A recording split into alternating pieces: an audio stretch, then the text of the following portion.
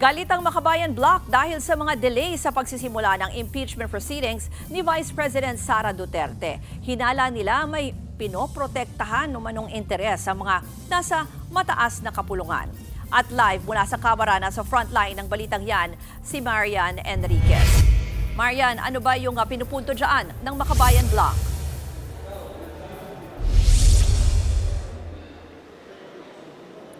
Yes, Ruth, kinundin na nga ng Makabayan Bloc itong patuloy na pag-antala ng Senado sa impeachment proceedings laban nga kay Vice President Sara Duterte. Nanindigan sila na dapat na pong umpisahan itong paglilitis at naglabas din sila ng sama ng loob laban nga rito kay Senate President Chis Escudero dahil sa pag-urong nito nung pagbasa nga ng articles of impeachment na nakatakda po sana sa June 2 pero inilipat sa June 11.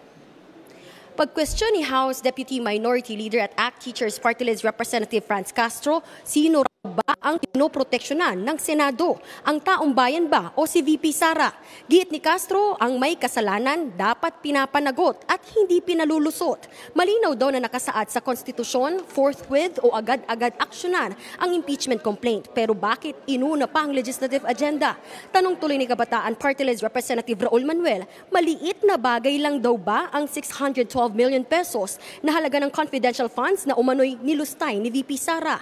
Dagdag pa niya, itigil na ang pag-antala at pagdidribble at umpisahan na ang impeachment trial.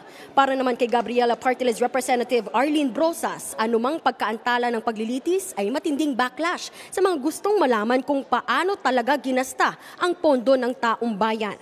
Samantala, Ruth, kanina nga nagprotesta sa harap ng Senado sa Pasay ang grupong Karapatan NCR para hilingin simulan na ang impeachment proceedings. Ruth, magsasagawa naman daw ng mga kilos protesta itong grupong Makabayan Bloc mula nga sa mga susunod na araw hanggang sa June 11.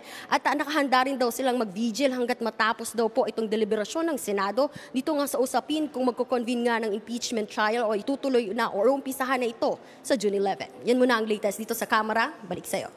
Yan po ang Express Report ni Marian Enriquez. Mga kapatid, ako po si Ruth Cabal. Maging maalam at may pakialam sa mga may init at rumaratsadang balita sa Frontline Express. Para maging updated sa balitaan, mag-subscribe lang sa social media pages ng News 5.